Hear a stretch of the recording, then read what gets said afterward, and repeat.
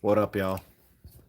So there's a phrase that I've had in my lexicon in my world for a while.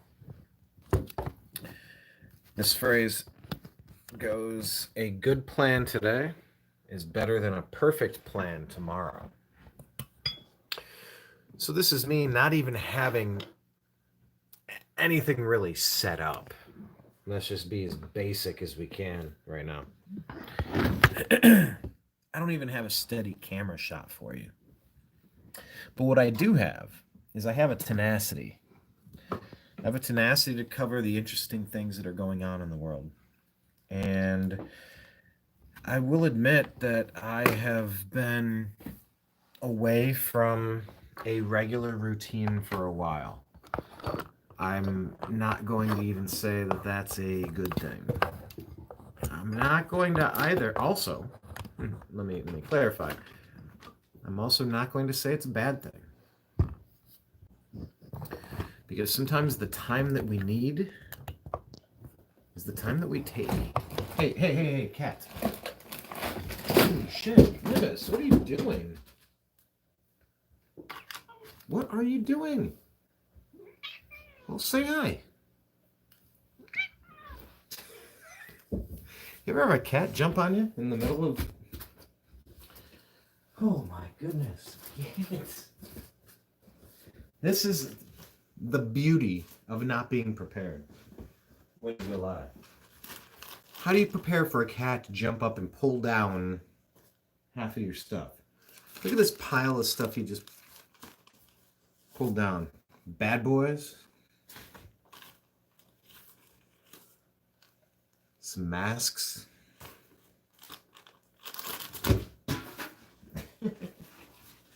Some rescue tape.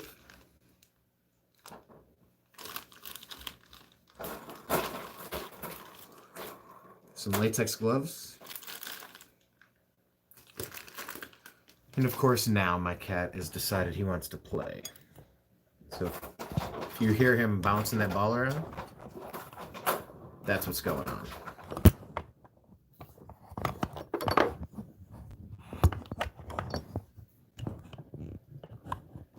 Huh. This is an interesting tripod. It's really not doing much for me right now. At all. Yeah. Actually, that'll work. Hold on. Let's use that.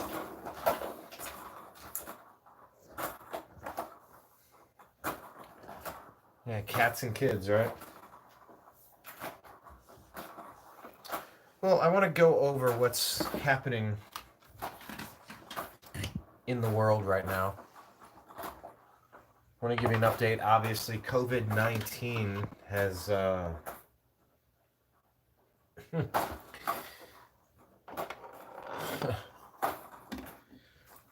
Chinese have a phrase. It's both a blessing and a curse. It goes, may you live in interesting times. So it's said to people as both a blessing and a curse. May you live in interesting times. I would have to say that we're living through very interesting times right now. Unprecedented times, if you will. COVID-19.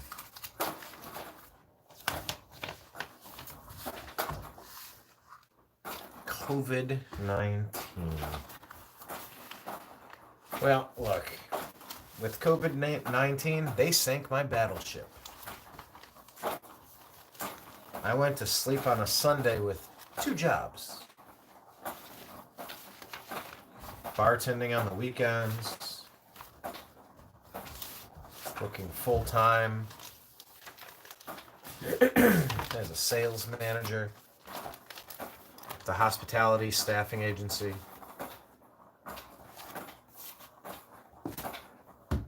You know, events that require 10 or more people, like weddings, movie premieres, casinos, hotels, convention centers, corporate cafeterias, etc., etc. And then by mid Tuesday, I had 0 jobs. 0. It's weird because, I communicate all the time. But in another regard, I don't. In some ways, I don't get personal. I don't want to tell personal stories. And I know that's just kind of weird. Weird to hear, weird to think about. Ooh, yeah, there's some brightness. How's my COVID haircut doing? Which light's better? Is that white? Okay, that's yellow. That's blue. That's white.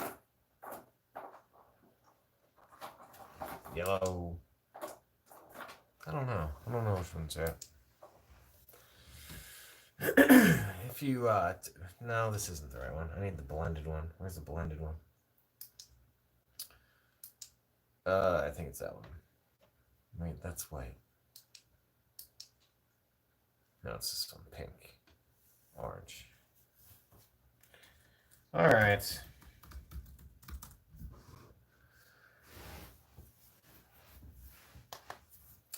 Thank you very much for sticking around.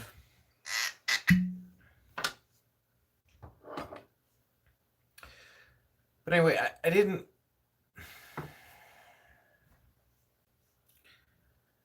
want my story to be a story of sadness and loss.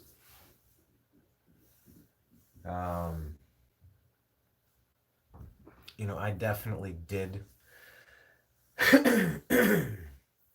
I did have the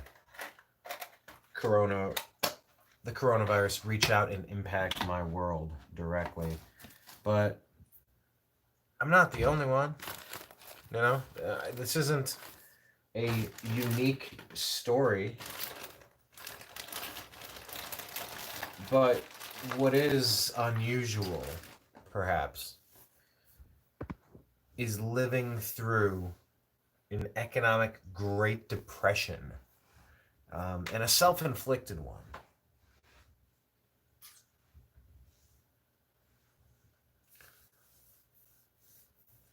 As soon as the NBA canceled their season, as soon as Rudy Gobert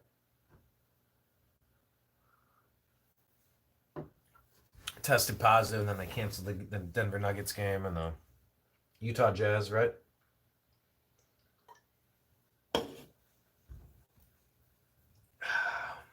The world changed.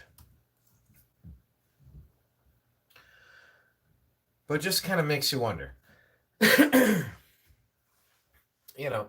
Was this... Oh, you know what? I have a second account. Here, let me do that. I'm going to go live on Facebook.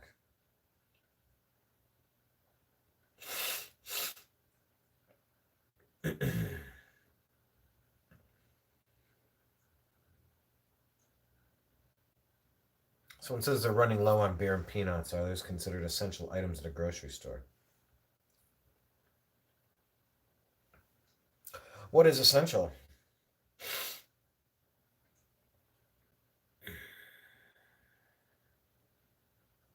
You know what? Let me go one further. What if you have your own your own PPE, personal protective equipment, and you want to go out to Home Depot? This happened to me.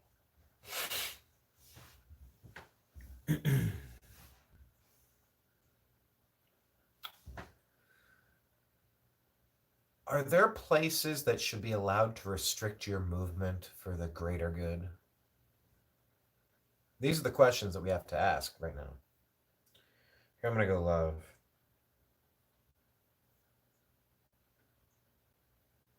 I feel like I need an air filter up here. Yeah, 2 litter box. I've adopted some cats over the years. And fun fact, I'm allergic. So this is part of not being ready to go live.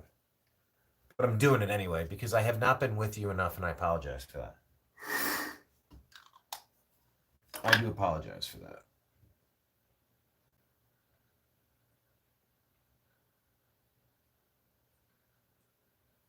Okay, I'm going to go live. This says join me. Let's switch this camera around. What do I do here? I'll skip this. You know, it's now or never. And I was born to be doing a program. I don't know exactly what it looks like, what it sounds like, what the name of it is. Yeah, whatever.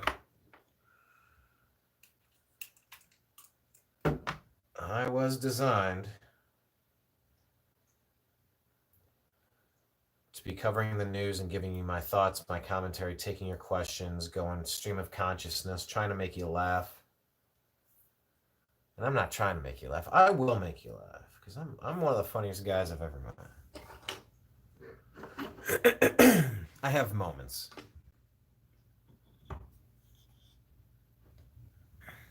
I can sit. I wonder if I can bring this down. I can bring this down, right? Oh, whoa. Hey, all right. I consistently have moments.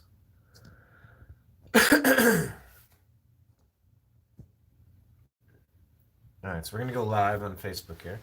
I got two different cameras.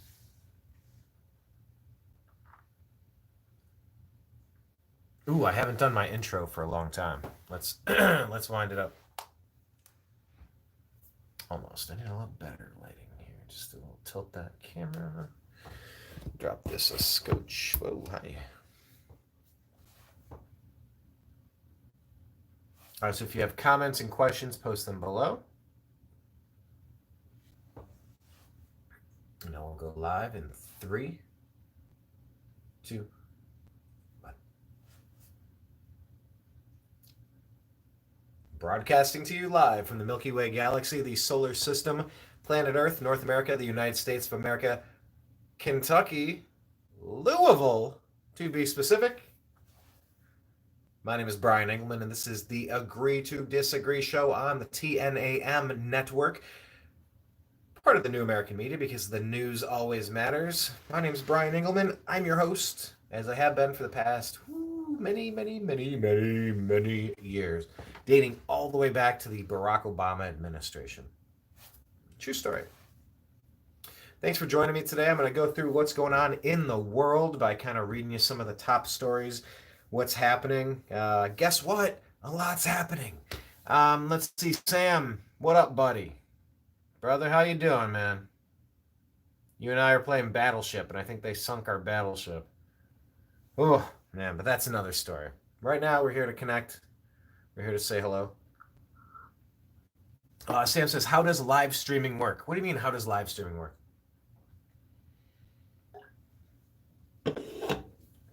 Sam is one of my best good friends in the world. He and I have been homeboys, home slices, home skillets, brothers from different mothers.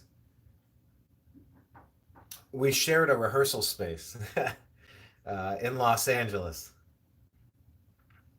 He used it a lot more than I did. Actually, Sam, you'd be proud to hear I got my drum kit set up now, and I've been playing. I have a new system of wearing earbuds inside of personal PPE, inside of not earmuffs. What the heck do you call those? Sound dampeners? What's the? Well, because you have like I have earbuds, and you can wear like right here. I have some of these. I have some little foam ear protection that I could put in. It's okay, but I have full ear protection, and then I put the earbuds inside so I can actually hear the sound. I had struggled for a while because it's hard to play drums when you can't hear the beat and you're falling behind, you're speeding up, you're not hearing it, you're not vibing with it, but it's been a good system. Sam, I think you'd be proud is the point. Best studio ever. Hey, best studio in theory ever. If it actually had decent management And if people would do some of the basic upkeep items, such as keeping the place locked and secured like they were supposed to, and didn't screw us, yes, it was the best studio ever. I'm glad we did that. My brother had a rehearsal space there, and he told me about it. It was right around the corner from where I lived, and Sam and I got to talk and said, "Yeah, let's split the rent." What was that, like 275 a month or something? Yeah, I never used that enough. Never used it enough. Um, but yeah, man, you'd be proud. I'm gonna have to make sure I play more, but I now have everything pulled out. I have the cymbal stands. Anyway, I'll show you guys this. It's getting my setup set up, and it's pretty sweet. Best studio ever.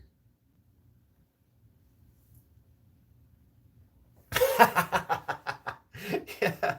Sam says I saw you building my DJ booth. Yeah, on Facebook, I went ahead and posted something that I'm building. I ended up going to a garage sale, and big Baker Mayfield fan. The husband and wife, Bob, um, both from Oklahoma. Bob, I mean, what is he? 6'7", 300 pounds. I mean, he's a mammoth human being.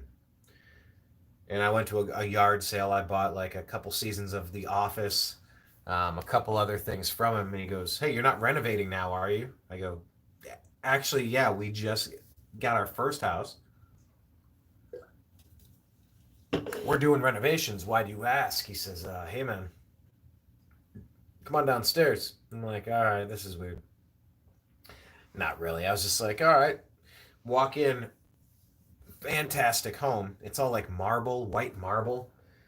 And he says, "Yeah, well, the wife needed, we just did a renovation 3 years ago, but she needed a new one. So here we are, white marble." He goes, "Come on downstairs, I'll show you."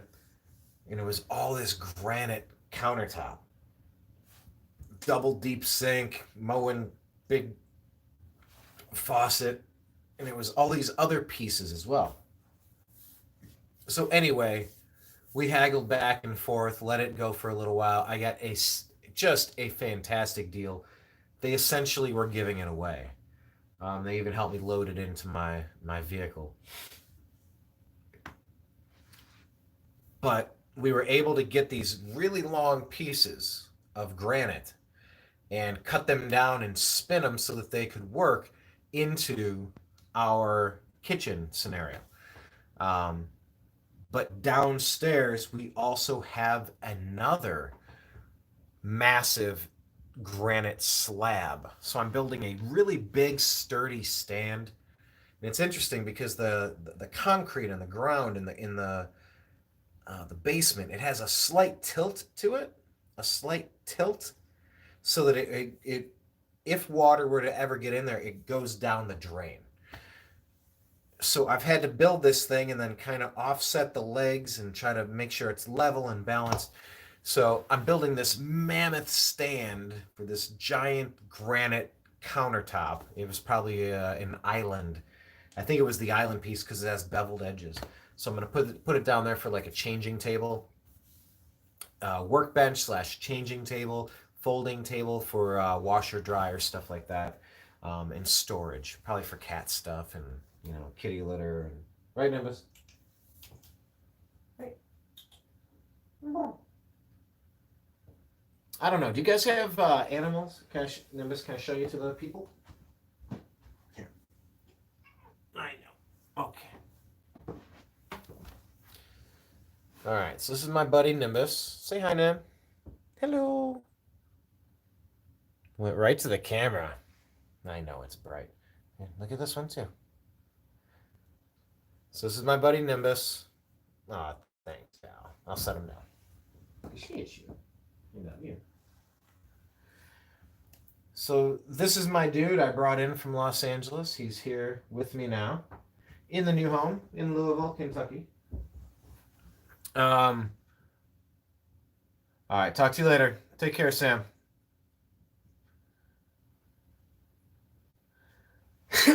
Thanks for checking in, bud.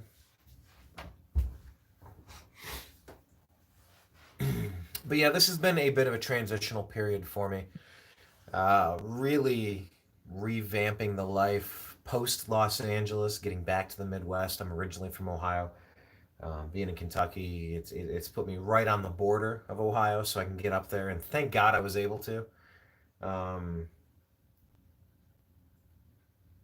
it's it's been a blessing. It's been a blessing being back close to home a little bit. We'll just leave it at that. So, without further ado, I know we're 20 minutes in on this one. We're a few minutes in on this one.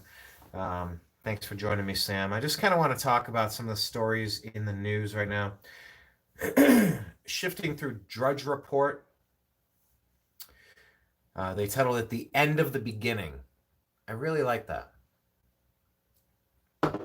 I had been saying this is not even the beginning of the beginning yet, and we have gone away from that now. Yahoo News, it says, as U.S. hits virus peak, warnings not to ease the lockdown too soon. It says the U.S. coronavirus epidemic appears to be hitting its peak, but scientists are already warning a second wave is possible if President Donald Trump and others move too fast in easing the nationwide lockdown.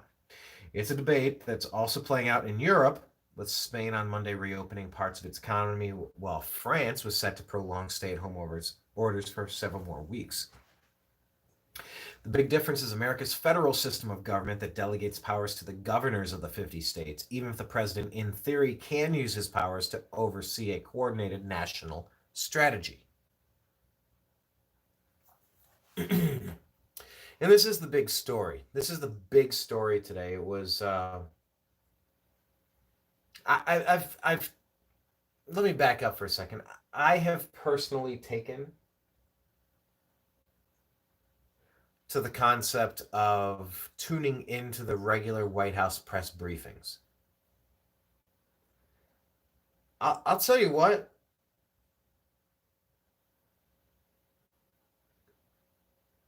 I took a public relations class, a PR class in college. I had a psychology major and a journalism minor.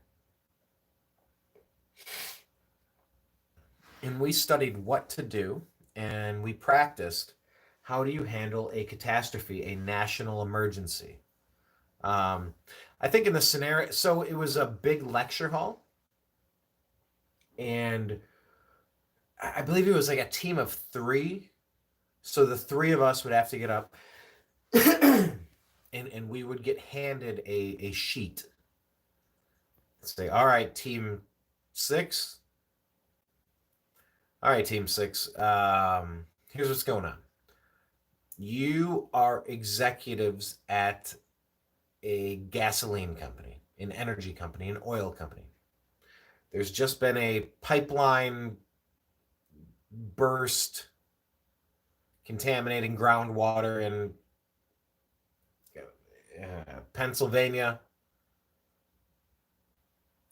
I don't know, off the shores of Galveston, whatever it is. And you need to come up with a plan, with a strategy, what you're going to say, how you're going to say it, who's going to take on which role. There's three of you. One of you needs to be the chief, blah, blah, blah. One of you needs to be the health, blah, blah, blah, blah, blah, blah. Okay, so we got to do this. Um, it was a challenging experiment. It was tough. You so whoever stood up as the team in crisis, it was our job as journalists to come up with interesting questions to get them to explain what's going on and try to get to the truth of the matter, to try to illuminate, uh, illustrate the situation a little better.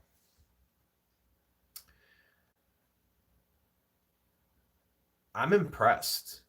I'm impressed with President Trump's ability to run, to consistently run these White House press briefings.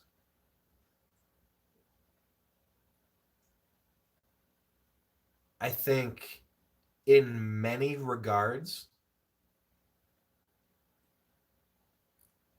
doing everything within his power to team up with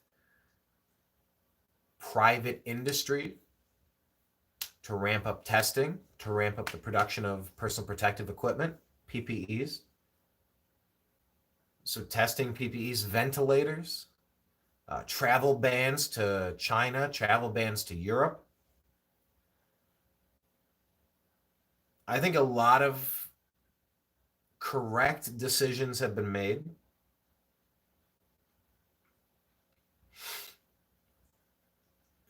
I think some of these models for how deadly this disease could be or would be, I think some of these models were wildly inaccurate. Was it up to 2 million people, 2.5 million people, something like that, dead from this?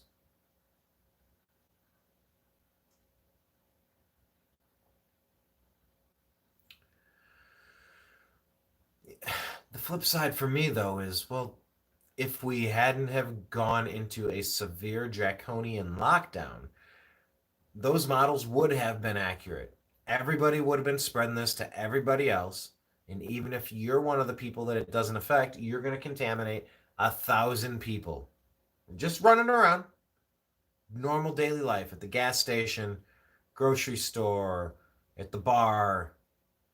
You're just going to spread it to the Johnny Appleseed, sprinkling COVID everywhere.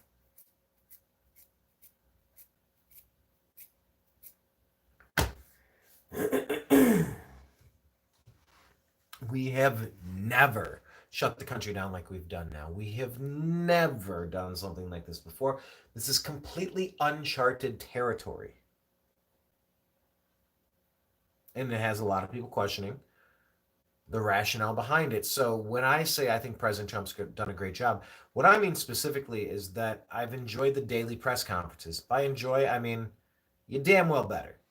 That's your job. I think Cuomo in New York, he's had some bad moments, but he's had some fantastic moments too. He's had good days and bad days, obviously. But when you're up there for hours, you have to provide content. You have to structure and organize the dissemination of information. When you have to think off the cuff and answer reporters' questions that are, half the time just trying to trick you into saying something dumb so that they can have a clickbait title to get you in trouble and get you removed through our cancel culture.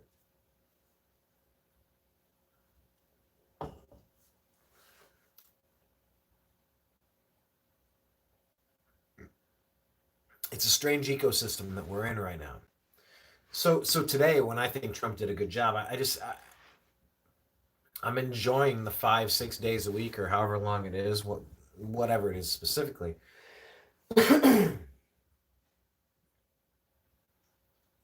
press briefings that we're getting, I think they're valuable. I think they are important. I think they're timely. I think they are needed. I think they are relatively well done. And of course, there's your typical Donald Trump train wreck.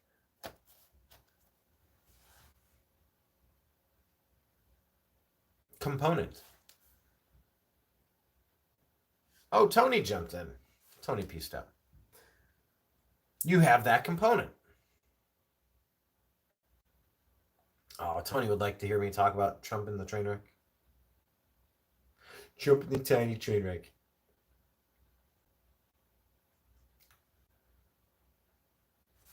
Let's get to some of this. Rounding out this story here, because it's all going to be connected. So they're saying the debate's also playing out in Europe, with Spain on Monday reopening parts of the economy, while France was set to prolong stay-at-home orders for several more weeks. The big difference in America is the federal system of government that delegates powers to governors of the 50 states, even if the president, in theory, can use his powers to oversee a coordinated national strategy. After 500,000 confirmed infections, the caseload appears to be on the cusp of stabilizing. The U.S. is, quote, nearing the peak, end quote. Robert Redfield, Director of Centers for Disease Control and Prevention, CDC, said Monday on NBC News. But that doesn't mean social distancing can be dropped right away. That will have to be a step-by-step gradual process. His comments were echoed by New York Governor Andrew Cuomo, who said on Monday that, quote, the worst is over, end quote, in the state hardest hit by the outbreak, where more than 10,000 people have died. You got to rethink this. You guys have got to rethink your strategy of where you want to be living. Do you want to be that densely compacted and just jammed into these massive cities like Wuhan, like New York? Is that really is that the best? Is that the smartest way to live? Uh, Having left Los Angeles, I don't know. I'm an Ohio kid. That's what feels good to me. Have an acre, have 2 acres of land. That feels good to me. I got my own little yard right now. Got our first house. It's like 0.2 acres. It's a tiny piece of land. But man, if I don't walk around that front yard and backyard hitting the corners, all right, here's my property line. All right, what do I? Oh, there's the other line. All right, okay, got this. All right, what could I do here? What could I do here? Because it's just different having a little bit of space where you can stretch your arms out. Just a little bit of space. It makes a very important difference.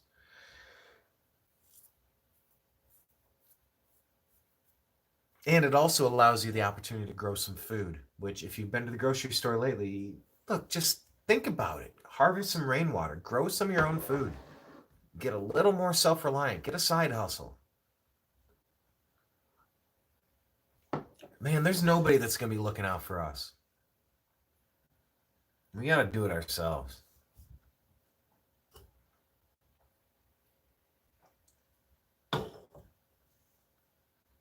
But just makes you wonder. I mean, I love the big cities as much as anyone else. Big events. I love going to concerts, conventions. I love being around like the madness.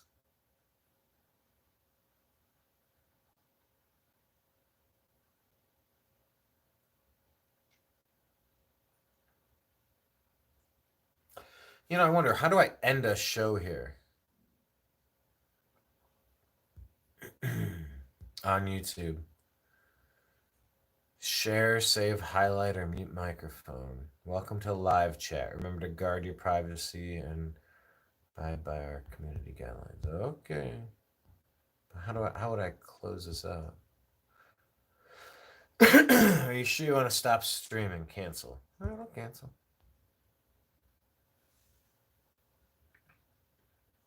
All right, what up? If you guys are in and you're watching either on YouTube or on Facebook, type a comment. Say hello. What's your height? What's your weight? What's going on in your world right now? What did you eat for dinner? I don't care. We're gonna do this more often. We're gonna get the set up, and we're gonna go live all the damn time. I got nothing else better to do. My 2 jobs were taken from me. I'm sure at some point I'll get back to it, but at that point, do I even want to? Howdy, howdy, Miss D'Souza. Howdy, howdy. How you doing? Oh, Sandra, how are things? Geez, your whole family's over there, right? Where you at? Spain? That's where peeps are. Spain, right? How are things? You still have family there, right? How are things? Give us that report, please. And how are you? Good times.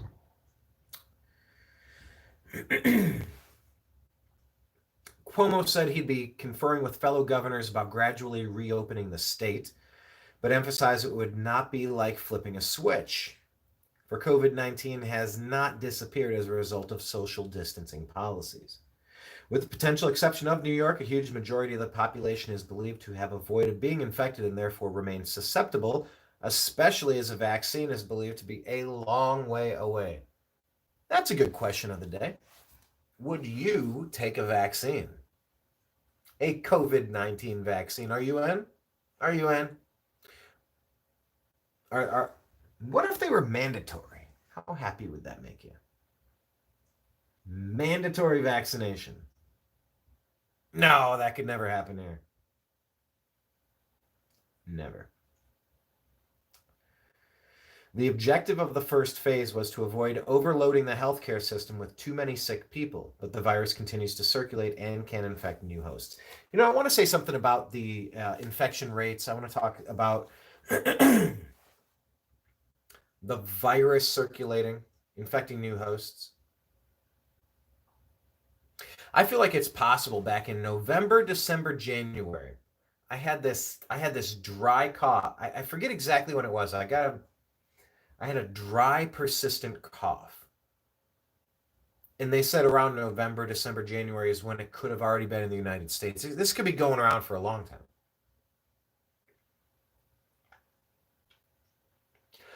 What if many, many, many, many people who get this, they're not bothered by it? Or they're slightly inconvenienced, or they're annoyed, or they have to keep clearing their throats from time to time.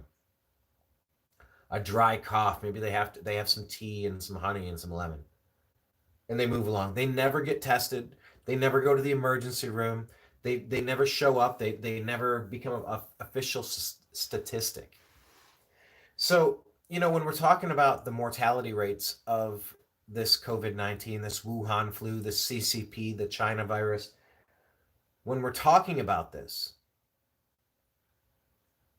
how many people had it and had no symptoms? How many people had it and had mild symptoms? How many people had this and had moderate symptoms and never get counted amongst the numbers of people who are getting this and dying from this? My understanding is that in general, north of 70% of the time, what you're finding is that the people dying from COVID-19, coronavirus, call it what you will, China virus, they have underlying health issues, health considerations that end up taking them out. I've read some reports and I'm open to interpretation on this. Help me fact check this. We can debunk this if it's fake news. But the numbers of pneumonia deaths have dropped off the face of the earth. You know why? Because they're all being categorized now as COVID-19 deaths. People, you know, congestive heart failure. They have asthma. They're not dying from these other things. They're being listed as official deaths, dead from COVID-19. So, you know, the devil is in the details, as they say. The devil in the details. It's always about the double-blind test that's being run in psychology labs. Any quasi-cunning individual can get a test, a hypothesis, run a series of data point tests.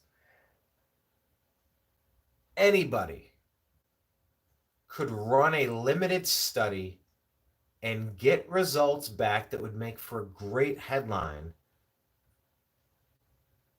to give to the company that paid you and funded you to do that research. That doesn't mean it's accurate. That doesn't mean it's telling you the whole story. That doesn't mean it's telling you a portion of the story. It just means that it told you a specific, narrow example of what they wanted you to hear.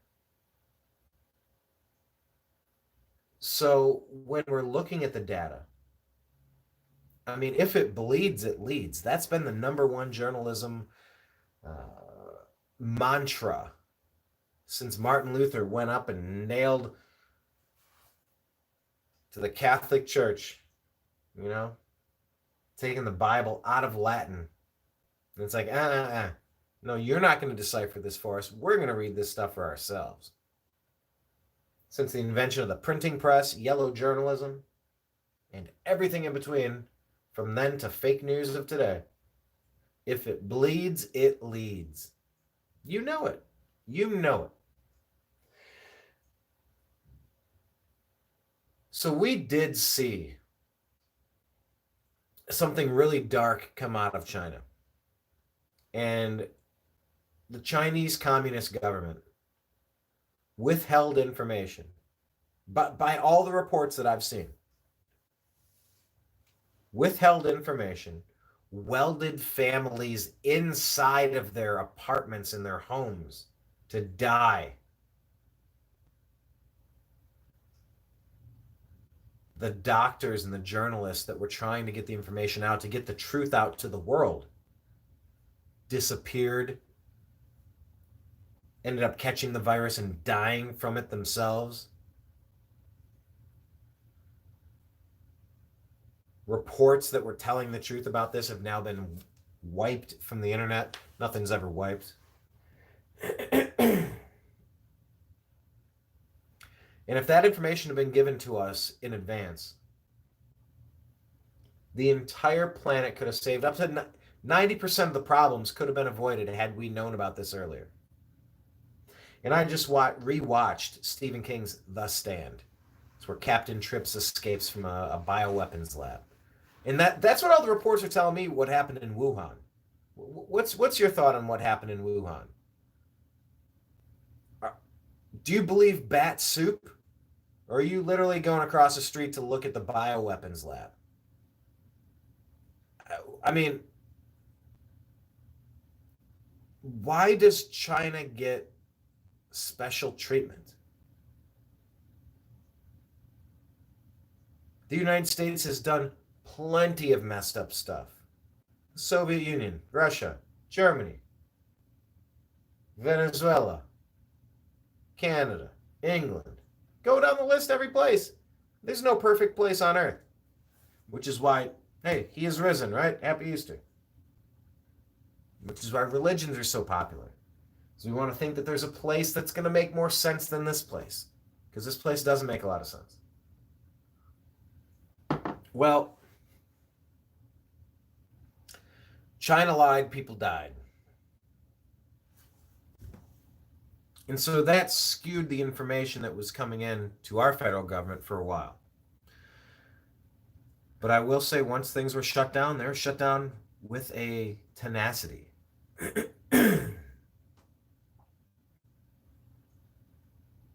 So anyway, the objective of the first phase is to avoid overloading the healthcare system. So that's kind of what I was getting at. I feel like a lot more people have had this and did not have serious circumstances. And the media is not going to report on that because if it bleeds, it leads. Sorry, that was a long-winded, circuitous route to get you back to the explanation of the rationale behind why I'm saying what I was saying. Now, it makes sense. It makes sense in the regard that the highly contagious nature of this virus made it spread to everybody super fast, all at the same time. So even if only a small portion of people were getting seriously ill, it was all happening at the same time, and it was overwhelming, overloading, crowding, destroying our healthcare system. I can understand that. I can understand that.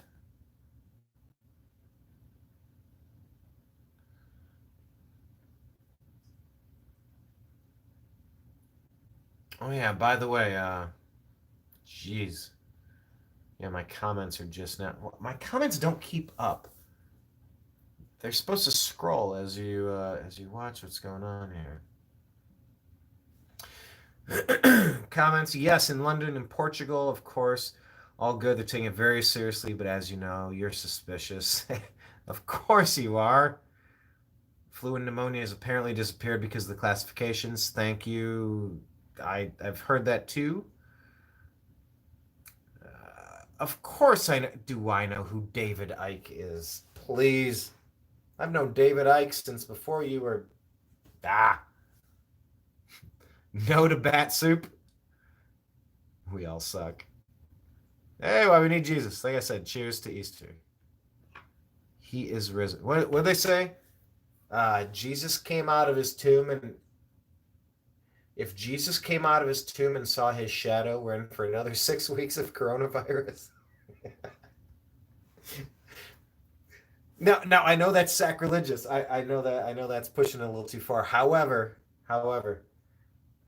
anytime you can work Jesus into something that will make people laugh, look, you got to take your wins where you can get them. You got to work your humor in to deliver the message. Film your hospital. Yeah, that's it's very interesting you should say film your hospital. I'm hearing a lot of reports that things, all the non-elective surgeries have been shut down. Most of the hospitals have been shut down except for like the COVID units, and there's nothing going on. They're actually laying people off. I'm hearing a lot of stuff from the local hospitals. And I can understand, like Trump said, he said, I sent the Mercy and the, I don't know, two big Navy ships. One of them was retrofitted, something like that. One off the coast of Los Angeles, one off the coast of New York. He said that they're pretty much empty. Nobody needs them. We got the Javits Center in New Jersey or New York, whatever, and nobody's there. We don't need it. They're asking, we need 100,000 or 40,000 ventilators, and people don't need it. He goes, we've erred on the side of caution in every step of the way. He goes, but we got to get back to work. We got to get back going. I don't know what you guys have been doing during this time off, but it's not like the bills stop. Some of us are in a situation where we can handle a direct hit. You sank my battleship. You can handle it for a few minutes, but it can't continue for 18 months. There's just no way. There's just no way. Anyway, authorities are envisage. Authorities thus envisage a gradual reopening of the taps while keeping close tabs on the data. That's a horribly written sentence. Come on, everybody. Up to 50% of this country is going to get infected before this is over. Director of Center for Infectious Disease Research, University. All right, we avoided this, all right? We avoided the massive direct hit in the overloading of our system. But then Donald Trump claims to have total authority over states. That was a strange part of the, well, let me just,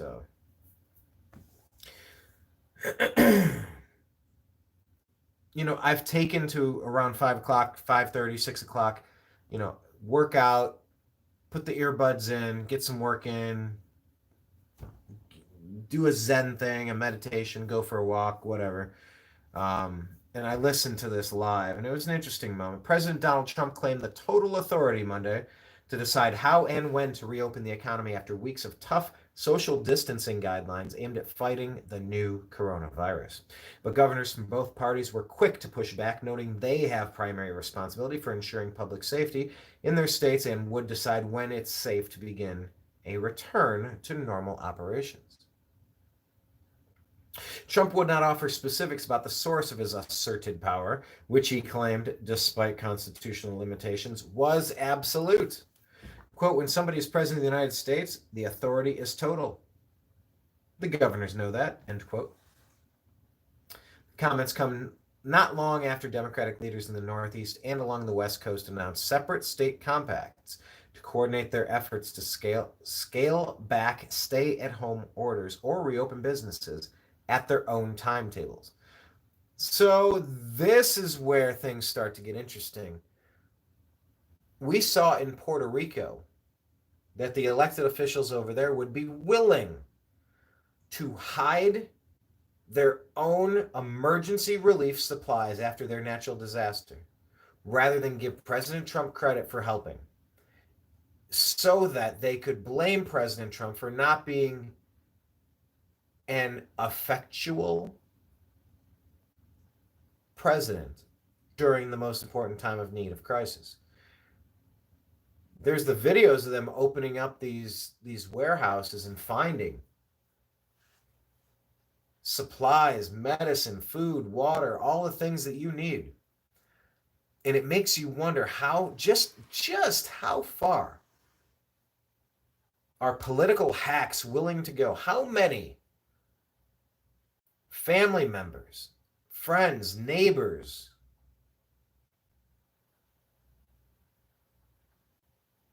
people of their community. How many people are these politicians willing to sacrifice so that they can try to earn political brownie points to make Orange Man look bad? Puerto Rico was a train wreck. And from the reports I read, feel free to post something if it's contrary. If I don't have this story right, I'm open to interpretation. Like I said, I consume news in a different way now. I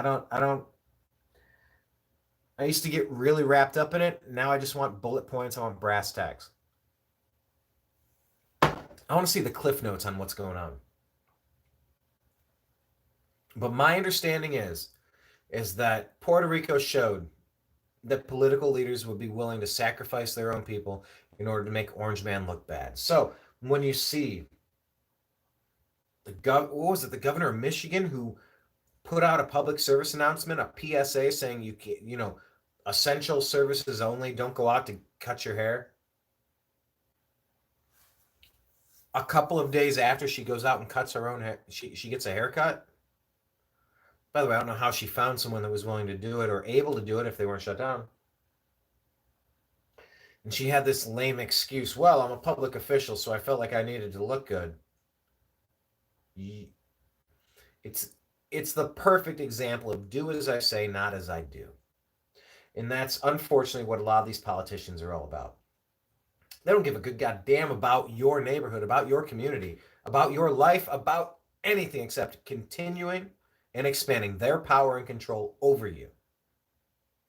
They get kickbacks, they get grants, they get federal funding, they get cushy jobs once they leave their office. They scratch your back if you scratch mine. It's a disgusting orgy of what can I do for you and what can you do for me? Into a certain respect, in a certain regard, in a certain scenario, in a manner, so to speak, it's been that way since the beginning of time. I'm not going to pretend that suddenly things are bad now that Barack Obama and Donald Trump have become president.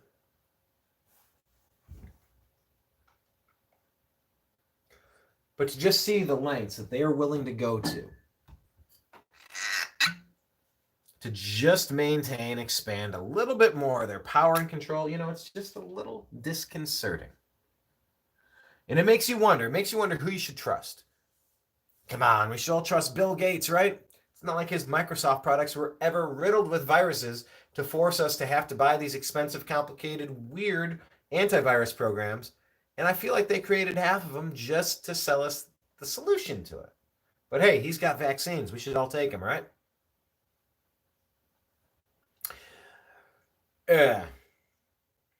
Moving back to this Associated Press story.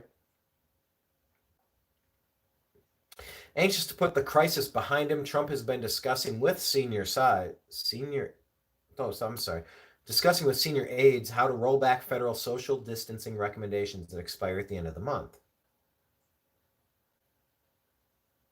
While Trump had issued national recommendations advising people stay home, it has been governors and local leaders who have instituted mandatory restrictions, including the shuttering of schools and closing of non-essential businesses. Some of those orders carry fines or other penalties, and in some jurisdictions extend into the early summer. And governors made clear Monday they wouldn't tolerate pressure to act before they deem it safe. Quote, all these executive orders are state executive orders, and so therefore it would be up to the state and the governor to undo a lot of that, New Hampshire Republican Governor Chris Sununu said on CNN. The government doesn't get opened up via Twitter. It gets opened up at the state level, said Michigan Governor Gretchen Whitmer, a Democrat. She's not the haircut person, though, is she? Michigan. This is where, as an Ohio State Buckeye fan, I'll say OH. You can say IO. Because we don't give a damn for the whole state of Michigan. It's a whole song. The whole state of Michigan. Whole state of Michigan, we don't give a damn for the whole state of Michigan. We're from Ohio. We're from Ohio. OH. We're from Ohio. IO. Don't give a damn for the whole state of Michigan. We're from Ohio. Cha-cha-cha. So sorry, I have my own little personal biases when it comes to reading anything about that state up north. We're not even supposed to say their name. That's what Coach Woody Hayes said. You're not even supposed to say their name. You say that state up north. You never refer to them by their name, by their city. It's not Ann Arbor. It's not the state. It's not Michigan. It's not the Wolverines. You say that state up north, that team up north. You don't even give them a name. They're like Sauron. They're like Lord of the Rings or Voldemort. You don't dare say their name.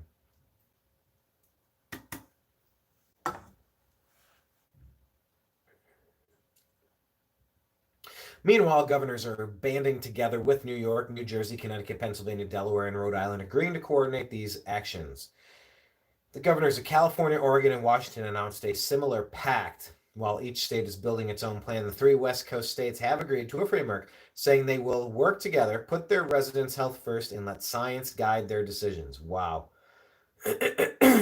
Man, this is going to get interesting. You're going to have the elite states. Oh, this is going to be so interesting.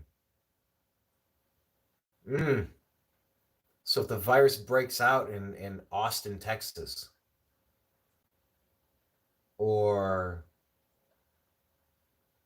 I don't know, St. Louis, Missouri, or somewhere in the middle of the country, compared to all the unemployment numbers on the coasts, this is going to be an interesting game of tug of war. New Jersey Governor Phil Murphy, a Democrat, stressed the efforts would take time. Quote, the house is still on fire. We still have to put the fire out, but we do have to begin putting in the pieces of the puzzle that we know we're going to need to make sure this doesn't reignite. Trump, however, insisted it was his decision to make. Quote, the President of the United States calls the shots, he said, promising to release a paper outlining his legal argument. Trump can use his bully pulpit to pressure state. Some of these articles will get right to their bias and their slant in the first paragraph. Man, recently I've read paragraphs, the first paragraph, 3 or 4 occasions of just, it's an opinion column. It's not even news, which I enjoy opinion columns. I was an opinion columnist. I'm an opinion columnist now. I'm an opinion commentator now. But man, sometimes we just want the news. Just give us the news. Keep your freaking slant out of it. I mean, just read this. Trump can use his bully pulpit to pressure states to act or threaten them with consequences, but the Constitution gives public health and safety responsibilities primarily to state and local officials. Now, I will say this. While I'm acknowledging their slant, I'm going to agree with their point. This is not a federal issue. And, you know, I saw Neighbors. A kid went across the street, you know, catty corner, and there were a couple kids over there and a couple of adults over there. And the ice cream truck drove by, and I'm not working either of my 2 jobs. And I'm just going, if we're not all going to do this, this doesn't make any sense. If we're not all going to abide by these guidelines and restrictions, then none of this makes sense. This is stupid. Just get back to work. Some people are going to die. Some of us are going to get sick. Some of us are going to spread it and not know it. Just get to work. Because if we're not going to do this on a national level, and you have 50 state governors coming up with 50 different state plans, it's not going to work. And if it's not going to work, what the hell are we destroying our own economy for?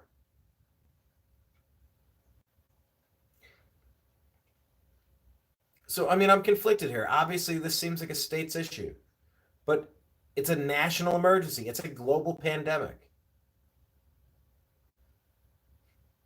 There's there's an episode of The Simpsons where Homer becomes a vigilante. God, that's a good episode. And there's a cat burglar that comes in to try to steal the world's largest cubic zirconia that is residing in Springfield.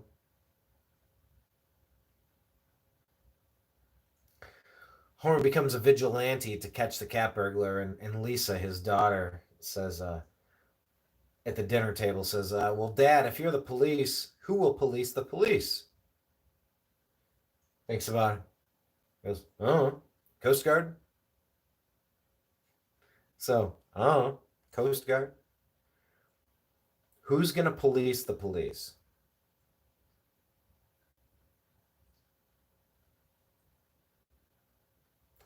You know, I've seen videos of police without masks, without gloves, going and detaining people. And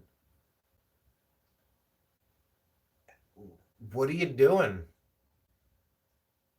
What? You can never forget how easy it was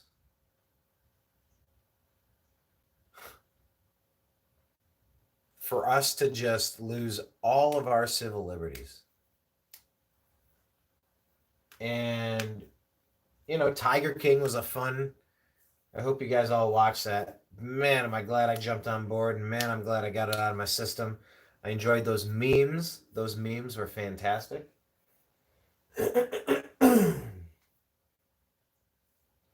And that helped unite a country.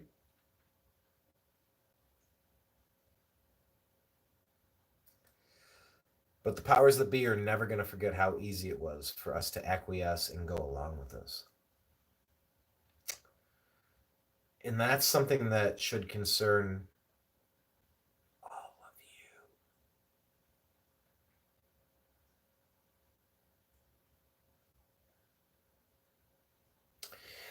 So the President Trump, says he's going to promise to release a paper outlining his legal argument after he claimed total authority.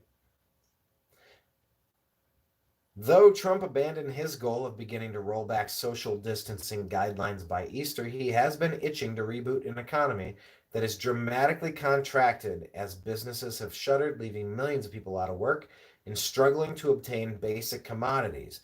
The closure has also undermined Trump's re-election message, which hinged on a booming economy. You think? Trump's claim that he could force governors to reopen their states also represents a dramatic shift in tone. For weeks, Trump has argued that states, not the federal government, should lead the response to the crisis. And he has refused to publicly pressure states to enact stay-at-home restrictions, citing his belief in local control of government. While Trump can use his daily White House briefings and Twitter account to try to shape public opinion and pressure governors to bend to his will, there are real limits on the president and the federal government when it comes to domestic affairs. John Yoo, a University of California, Berkeley Law School professor. Oh, well, if he's a Berkeley professor, I can't wait to hear where this is going. Associated Press.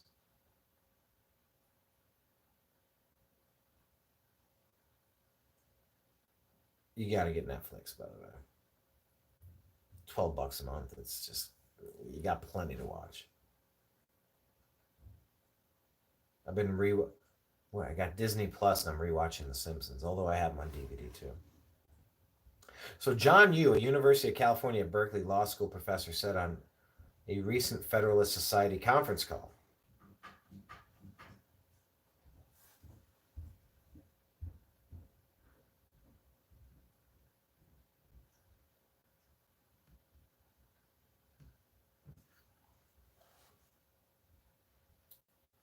so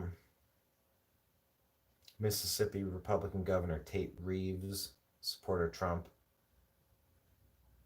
said the question of lifting restriction would be a joint effort between Washington and the states.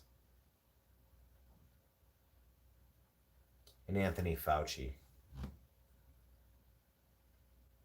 the infectious disease expert, saying you should fire Fauci. 79-year-old doctor. Oh, did we get good information or bad information? I don't know. Smart move, dumb move. I don't know. But I think we can clearly say, just like 9/11 was pre 9/11 and post 9/11, I think we're just going to call it pre 2020. You might call it pre COVID, pre CCP virus, pre China virus, pre coronavirus. Probably just pre 2020.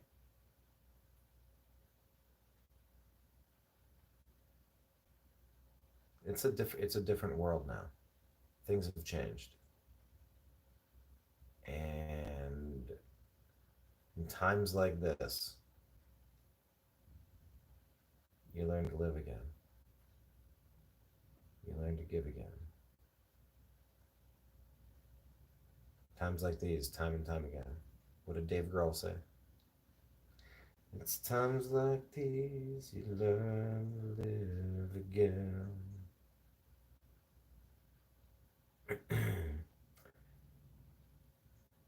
This is a month lockdown.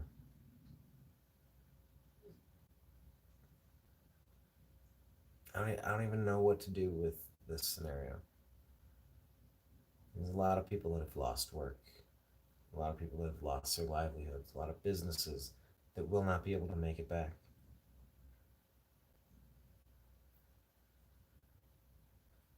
I feel like Trump thinks he was conned and he's going to open it back up soon. And it may not be a great idea.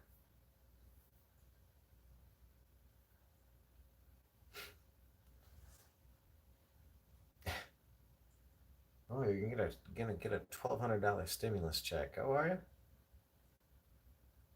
That doesn't cover a lot of bills.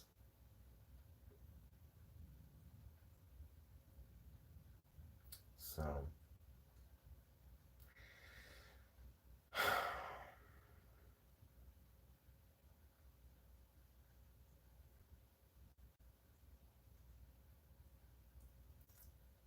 Trump has complained to aides and confidants about Dr. Fauci's positive media attention and willingness to contradict the president in interviews from the briefing room stage, according to two Republicans close to the White House. They spoke on condition of anonymity. Trump has told aides that he knows blowback to removing Fauci will be fierce, and that at least for now, he's stuck with the doctor. On more than one occasion, however, he's urged that Fauci be left out of task force briefings or have his speaking role curtailed, according to other Republicans. Let's pause there for now. I'll be back. Just wanted to go live. I can go live on my phone, but I can't go live on YouTube from my computer for some reason. I gotta get that figured out. Gotta pick a time of day that's gonna work good to do this. I'm on the East Coast now. Got a West Coast audience. So I'll have to, you know, play it by ear when the best time of day is going to be to rock this thing.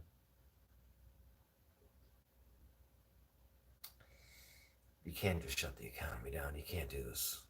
You just can't. The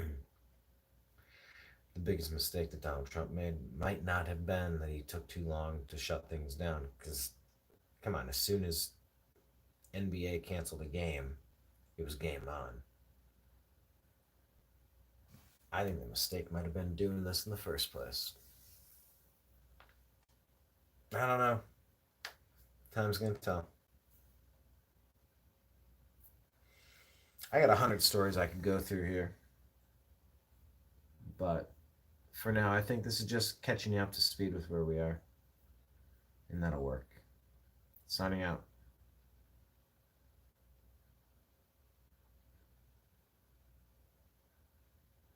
I'll talk to you soon.